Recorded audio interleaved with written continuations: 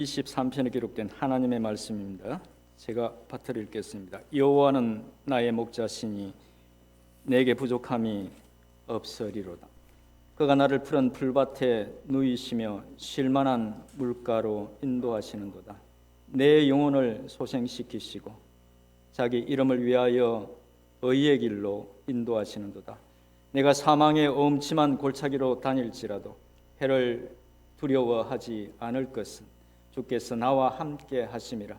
주의 지팡이와 막대기가 나를 안위하시나이다. 주께서 내 원수의 목전에서 내게 상을 차려 주시고 기름을 내 머리에 부으셨으니 내 잔이 넘치나이다. 같이 읽겠습니다. 내 평생의 선하심과 인자심이 반드시 나를 따르리니 내가 여호와의 집에 영원히 살리로다. 아멘. 요즘 코로나 바이러스 때문에 세상이 참 많이 시끄럽고 혼란스럽습니다. 이런 중대한 문제들이 생기게 되면, 이런 중대한 어떤 사회 이슈들이 생기게 되면 성도님들은 이런 문제에 대한 성경적인 그런 성경적으로 이해하고 대처할 그런 필요들을 느끼게 됩니다. 그래서 설교 속에서 그 부분에 대한 말씀을 은연중에 또 기대하게 됩니다. 그런 기대가 있다는 것을 생각하다 보니 솔직히 적절한 말씀을 준비하는 것이 많이 부담이 되었습니다. 부담이 된 이유는 저도 여러분들과 똑같은 그런 문제를 안고 고민하고 있는 사람으로서 현 상황에 대해서 어떤 말을 하는 것이 극히 조심스럽기 때문입니다. 자칫 잘못하면 급속도로 퍼지는 그 바이러스 때문에 실제로 사람들이 치명적인 그런 해를 입고 있는 상황이고, 그리고 그것 때문에 사람들이 두려움에 사로잡혀 있는데 현실을 인정하지 않고 맹목적인 그런 어떤 믿음을 강조해서 오히려 피해를 키우는 그런 결과를 초래할 수도 있고, 또 그와는 반대로 현재의 어떤 그런 어려운 상황에 대처하는 것만 강조하다 보면 우리의 신앙의 근거들을 약화시킬 수도 있기 때문입니다. 또 성도들이 당하는 그런 어떤 현실적인 어려움과 하나님의 지켜주심에 대해서 충분히 잘 이해할 수 있을 만큼 성경적으로 설명하는 것도 그렇게 만만하지 않기 때문입니다. 그것은 제가 그런 믿음이 없어서 그렇기 때문이 아니라, 그런 믿음은 간헐적으로 하게 되는 단 한 번의 그런 설교로 충분히 잘 설명할 수 없을 뿐만 아니라 경우에 따라서 연약한 믿음을 뒤흔드는 그런 것이 될 수도 있고, 또 개개인의 그런 어떤 신앙의 실체들을 직접 대면하게 하는 그런 것이 될 수도 있기 때문입니다. 연약한 믿음은 건강한 믿음으로 당연히 바뀌어야 하고, 또 우리 자신의 어떤 신앙의 실체를 직접 대면함으로써 그 실체를 봐야 신앙이 성장하게 되지만, 그리고 말씀을 전하는 사역자는 종종 그렇게 해야 된다는 것을 알고 있지만, 그럴 때마다 그렇게 하는 사람이 심히 큰 몸살을 앓는다는 것을 알고 있기 때문에,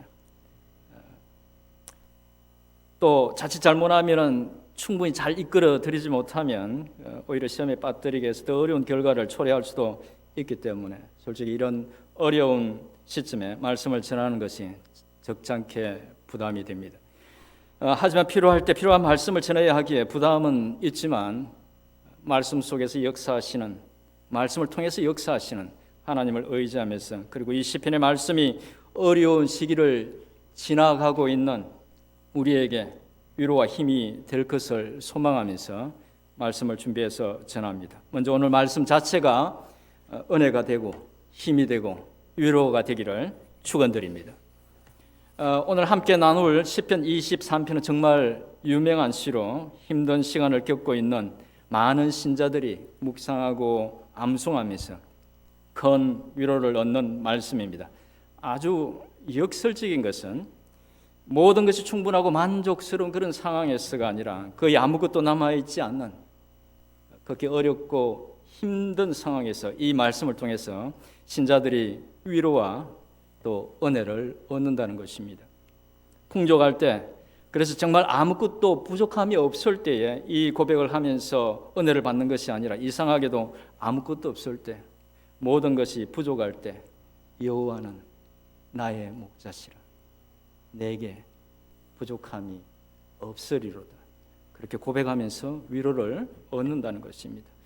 푸른 풀밭, 쉴만한 물가가 아니라 사망의 엄침한 골짜기를 지나면서 실제로 그런 해를 받으면서 피하는 것이 아니라 해를 받으면서 입으면서 두려움을 느끼면서 이 시편의 말씀을 통해서 위로를 얻는다는 것입니다. 그것이 굉장히 아이러니하다는 겁니다. 모든 것이 충족되고 또 안전하고 편안한 상황이 아니라 그런 어려운 상황 속에서 시편의 말씀이, 이 시편의 말씀이 특별히 은혜가 되는 이유는 아마도 이 시편이 우리가 섬기는 그 은혜로우신 하나님을 너무 잘 이렇게 그려내고 있어서 이 말씀을 묵상하면 금방이라도 그 은혜로우신 하나님이 우리 곁에 오셔서 우리의 형편처지를 헤아리시고 마치 초장의 양을 돌보시고 또 지켜주실 것 같기 때문이 아닐까라는 생각이 듭니다. 어려운 상황에 처한 신자들이 이 시를 묵상하는 또 다른 이유는 이 시편의 저자가 여호와 하나님을 목자 삼고 살아가면서 누렸던 그 절대 평안, 절대 만족, 그 참된 평안, 그 참된 만족을 묵상하는 자신도 좀 누릴 수 있기를 기대하기 때문이라는 생각이 들기도 합니다. 오늘 시편 말씀을 살펴보기 전에 먼저 시편을 볼 때에 생각해야 할 기본적이면서 중요한 한 가지를 말씀드리겠습니다. 성경에는 여러 장르의 글들이 있습니다. 역사서들이 있고 지혜서들이 있고 그 지혜서 속에도 잠언이 있고 시가 있고 또 한 권의 책 속에도 여러 장르의 글들이 나타납니다.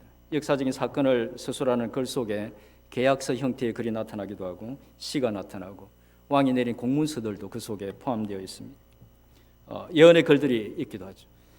성경을 읽을 때는 이런 장르에 대해서 생각하면서 읽어야 하는데 특히 시편을 읽을 때에는 더욱 그래야 합니다. 시라는 것은 일반 산문과 완전히 다릅니다.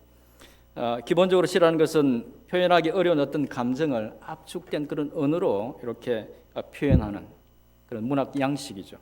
사용하는 압축된 말들은 심상을 그려내면서 마치 화가가 그림을 그리듯이 전체적으로 그런 단어 하나들이 또 표현 하나하나가 마치 그 화가가 그림을 그리듯이, 그래서 완성된 그 그림 전체가 하나의 어떤 메시지를 전하는 것처럼 그렇게 시인이 전달하고 싶은 느낌이나 감정, 생각들을 전달하게 됩니다. 그래서 시는 지나치게 분석하지 말고 또 시각, 청각, 또 후각, 촉각과 같은 그런 오감을 사용해서 그 시가 그려내는 그런 이미지들을 충분히 상상하면서 시편 읽어야 합니다. 시편 23편도 그렇게 읽어야 합니다.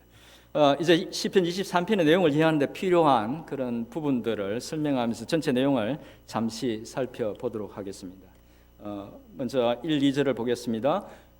여호와는 나의 목자시니 내게 부족함이 없으리로다. 그가 나를 푸른 풀밭에 누이시며 쉴만한 물가로 인도하시는도다. 말씀을 읽으시면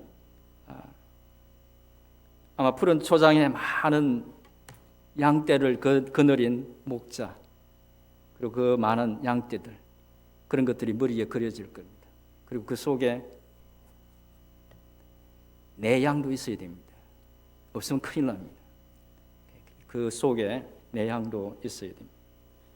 양이 내가 있어야 된다는 이야기입니다. 양이 좋은 목자를 만나서 평화롭게 살고 있는 듯한 그런 모습을, 그런 광경을 보는 듯합니다.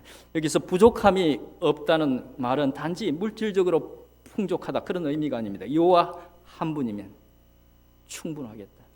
여호와 한 분이면 내가 아쉬운 것이 전혀 없겠다, 그런 의미입니다. 다음 3절입니다. 내 영혼을 소생시키시고 자기 이름을 위하여 의의 길로 인도하시는도다.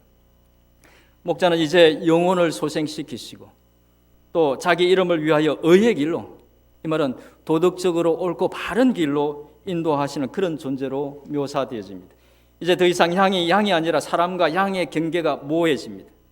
목자도 양을 인도하는 것이 아니라 사람을 인도하는 존재가 되면서 목자와 사람, 양과 사람의 이미지가 겹쳐집니다. 오버랩되죠.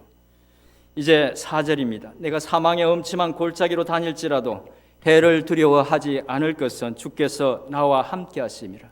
주의 지팡이와 막대기가 나를 안위하시나이다. 이제 다시 목자는 누구로 변합니까? 주님으로 바뀝니다.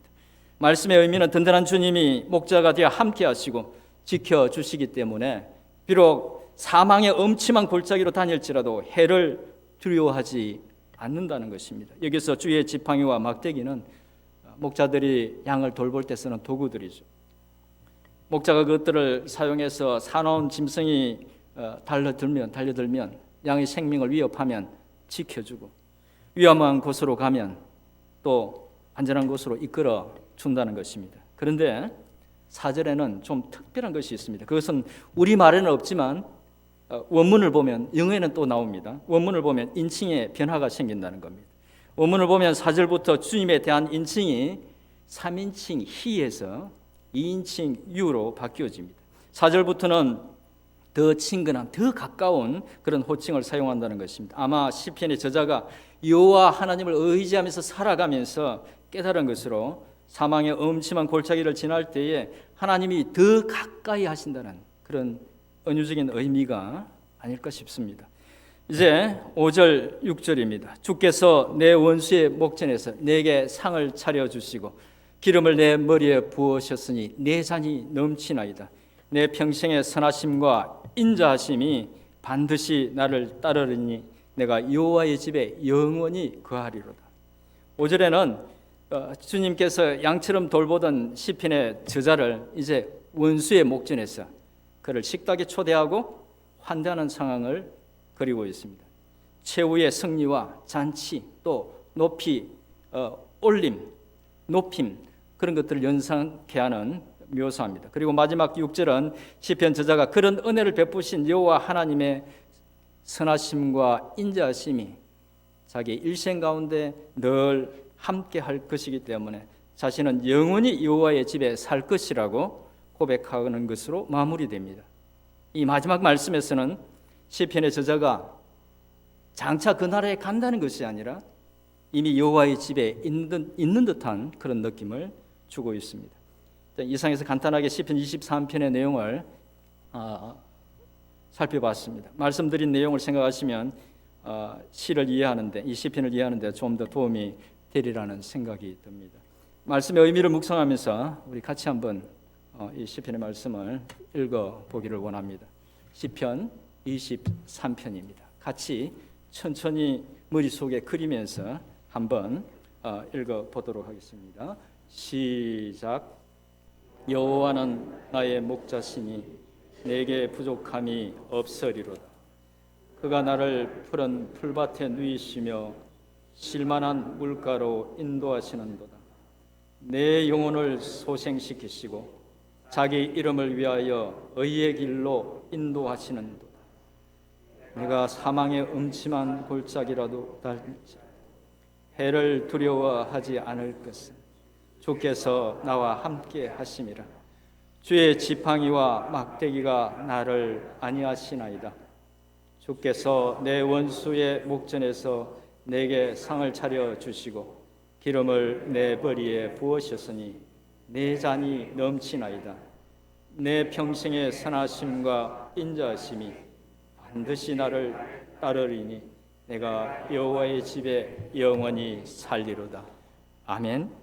시편 23편을 읽으면 읽을수록 느끼게 되는 것은 저자 다윗이 여호와 하나님을 목자 삼고 살아가는 그 사람으로서의 절대적인 평안과 만족을 간결하지만 정말 깊이 있게 잘 표현하고 있다는 생각이 듭니다. 먼저 다윗이 여호와 하나님을 자신의 그 목자로 삼고 누렸던 진정한 평안과 만족이 여러분들에게도 있기를 축원드립니다. 그런데 이 시편은 참 은혜가 되고 좋지만 사실은 저자 다윗이 살았던 실제의 삶과 비교해 보면 상당한 어떤 역설, 상당한 아이러니를 발견할 수 있습니다. 왜냐하면 다윗의 삶은 위대한 삶이기는 했지만 결코 평안과 만족을 말할 수 있는 이 두 가지를 동시에 말할 수 있는 그런 삶은 아니었기 때문입니다. 그는 청소년 시절에 블레셋의 거인 골리앗을 죽인 후에 이스라엘 왕이 되기까지, 그가 유다 왕이 된 때에는 나이 30살이었습니다. 그러니까 그 청소년 시절에 브레셋의 그 골리앗을 죽인 후에 적어도 15년 이상 그는 한순간도 사실은 평안한 날이 없었습니다. 그가 잠시 하프를 켜면서 사울 왕 악령에 사로잡힌 그 사울 왕을 도운 적이 있죠. 그때에 사울 왕을 위해서 그 하프를 켜고 있을 때에 사울 왕 손에는 늘 단창이 있었습니다. 그래서 그 장면을 그리고 있는 그림을 보면 사울은 하프를 켜면서도 눈은 사울의 그 단창에 가 있었습니다. 그런 위협을 늘 느끼고 있었던 거죠. 이후에 그는 사울 왕의 질투를 사서 끝없이 추격을 당합니다. 늘 죽음의 위험이 그를 뒤따랐습니다. 지도를 제가 하나 준비했는데요. 이 지도는 다윗이 사울 왕의 추적을 피해서 얼마나 많이 도망을 다녔는지를 나타내고 있는 지도입니다. 10번 이상 저기에 캡신으로 달려있는 한 곳 한 곳에서 다윗은 죽을 뻔했습니다. 그런데 그렇게 한순간도 편할 날이 없었던 거죠. 그리고 왕이 되고 나서도 시편 23편에서 다윗이 말하고 있는 그런 평안과 만족을 노래할 만한 그런 시점은 거의 없습니다. 그는 많은 전쟁을 치렀습니다. 그가 성전을 짓겠다고 했을 때 하나님께서 허락하지 않으셨던 이유를 여러분 기억하실 것입니다. 그의 손에 피가 너무 많이 묻었다는 것입니다. 그 말은 그가 수없이 많은 전쟁에 참여했고 늘 죽음의 위협, 생명의 위협을 느꼈다는 것입니다. 그리고 왕국이 안정되자마자 이제 바세바를 범하면서 스스로 자초한 고난을 겪게 됩니다. 그뿐 아닙니다. 이후 자신의 이복 자녀들인 암논과 다말의 가슴 아픈 사건, 사랑하는 아들 압살롬의 반역, 그 속에 보면 얼마나 처절합니까? 도망가는 다윗, 신발도 못 신고 도망가는 다윗, 비난하는 부하, 또 많은 어떤 부하들의 배신들을 겪었습니다. 그의 일생은 그야말로 편안한 날이 없었습니다. 사실 그에게는 삶의 어떤 시점에도 평안과 만족을 고백할 수 있는 때는 거의 없었던 것입니다. 일반적으로 시편 23편은 다윗이 노년에 지은 시라고 알려져 있습니다. 그것도 압살롬이 반역했을 때에 지은 시라고 일반적으로 이야기합니다. 만약 그렇다면 더욱 시편의 내용은 실제 그의 삶과 거리가 먼 것입니다. 하지만 그는 마치 아무 일도 일어나지 않은 것처럼 여호와는 나의 목자시니 내게 부족함이 없다고 고백하고 있는 것입니다. 그리고 그의 지키심, 그의 인도하심, 그의 함께하심, 만족해 하심을 노래하고 있는 것입니다. 고달프고 힘들었던 모든 삶을 그대로 초월한 고백인 것입니다. 그렇다면 그의 이런 고백은 어디서 나온 것일까요? 하나님의 존재를 의심할 수 있었던 수많은 일들에도 불구하고 그런 고백을 할 수 있었던 것은 그 모든 일들이 가릴 수 없는 분명한 사실이 다윗에게 있었던 것입니다. 다윗에게 이 모든 힘든 일들에도 불구하고 하나님을 부인할 수 없었던 일이 있었다는 것입니다. 아니 실제로 있었던 그 모든 일들을 뛰어넘어서 오히려 하나님을 찬양하고 그에게 더 큰 신뢰를 두게 하는 그런 일이 다윗에게 있었다는 것이죠. 그것이 무엇일까요? 그것은 바로 그가 하나님을 알았고 하나님의 실존을 경험했다는 것입니다. 지식으로만 알았던 것이 아니라 친밀한 관계 속에서 그가 어떤 분임을 알았고 그가 얼마나 큰 능력의 하나님이신지를 알았던 것입니다. 자신이 겪었던 그 수많은 일들 가운데 그는 분명하게 하나님이 자신과 함께 했다는 것을 알았던 것입니다. 바로 다윗의 행적에 대한 성경의 많은 기록들이 그것을 증명해 줍니다. 그는 골리앗을 죽이기 전부터 어릴 때부터 하나님을 잘 알고 있었습니다. 사무엘상 17장 37절에 보면 그가 골리앗을 죽이러 갈 때에 사울에게 했던 말이 기록되어 있습니다. 그는 이렇게 말합니다. 여호와께서 나를 사자의 발톱과 곰의 발톱에서 건져내셨은즉 무슨 이야기입니까? 이전에 그 하나님의 도움을 받았다는 이야기입니다. 이전에 그 하나님과 함께 했다는 겁니다. 나를 이 블레셋 사람의 손에서도 건져내시리라. 골리앗을 죽이기 전부터 이미 그는 하나님과 함께하심과 하나님의 함께하심과 도우심을 경험했던 사람이라는 것입니다. 골리앗을 죽인 후 그는 시편 전체 150편 중에서 70편 이상의 시편들을 기록하면서 그 속에 하나님에 대한 수많은 내용들과 또 자신이 만났던 그 하나님에 대한 경험들, 하나님으로부터 들었던 이야기들을, 말씀들을 기록하고 있습니다. 그가 누구보다 하나님을 잘 알고 또 친밀한 관계였다는 그런 증거입니다. 하나님께서 당신의 마음에 합한 자라고 할 만큼 그는 하나님과 가까운, 하나님을 잘 아는 그런 사람이었던 것입니다. 그래서 그 많은 어려운 일들을 겪었음에도 불구하고 그는 하나님에 대한 그의 신뢰를 저버릴 수가 없었던 것입니다. 사망의 엄침한 골짜기 같은 그런 일들을 겪을 때에도 그 하나님의 존재를 의심하게 만들지 못했던 것입니다. 그런 일들이 하나님이 선하신 분이라는 것을 부인할 수 없었던 것입니다. 그래서 그는 그 많은 일들에도 불구하고 여호와는 나의 목자시니 내게 부족함이 없으리라고 고백할 수 있었던 것입니다.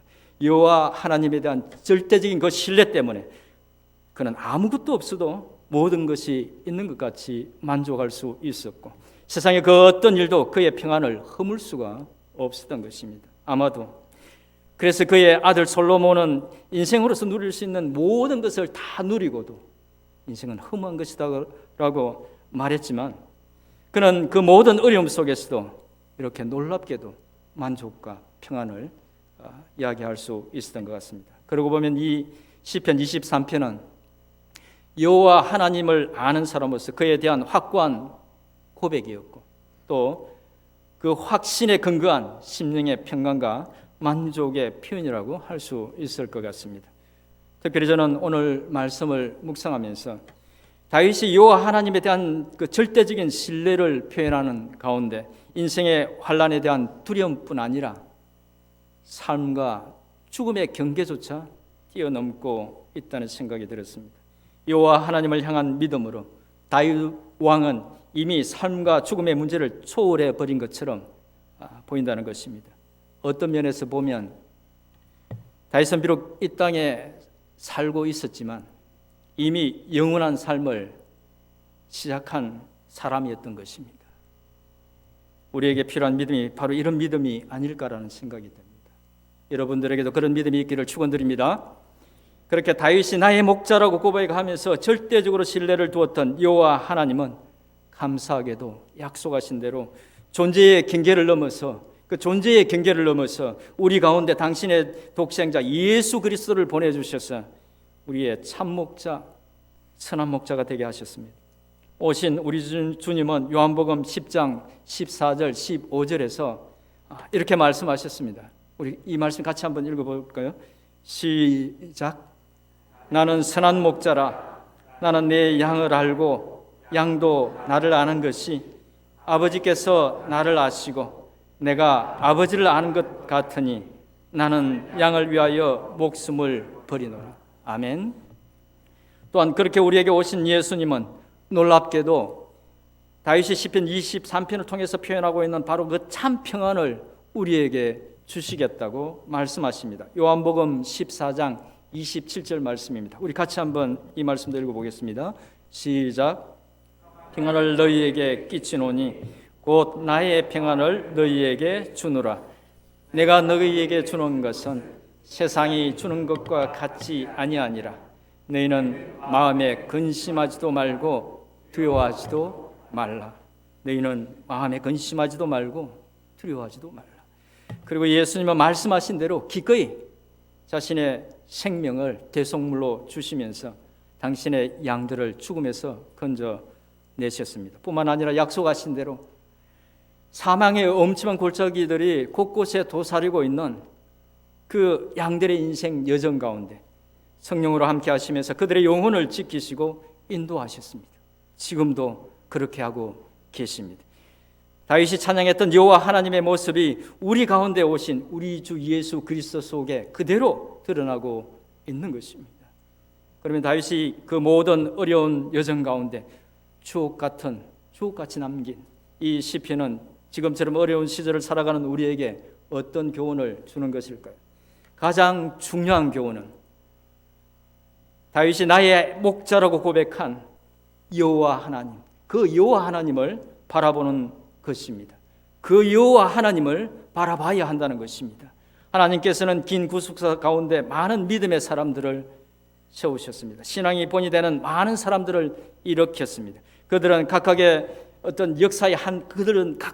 역사의 한 시점에 우리에게 와서 살아계신 하나님을 증거하며 하나님을 가리켰습니다. 우리가 봐야 하는 것은 그 사람들이 아니라 그들의 삶으로, 그들이 손으로 가리키는 여호와 하나님을 봐야 한다는 것입니다. 마찬가지로 이 시편을 보면서 우리가 해야 하는 것은 다윗이 절대적인 신뢰를 두고 바라봤던 그 여호와 하나님을 우리도 바라봐야 한다는 것입니다. 그리고 그렇게 하나님을 바라볼 때만 세상에 그 어떤 것도 줄 수 없는 절대적인 참 평안과 만족을 누릴 수 있다는 것입니다. 이 말은 곧 이 땅에 오신 예수 그리스도를 바라봐야 한다는 말씀이기도 합니다.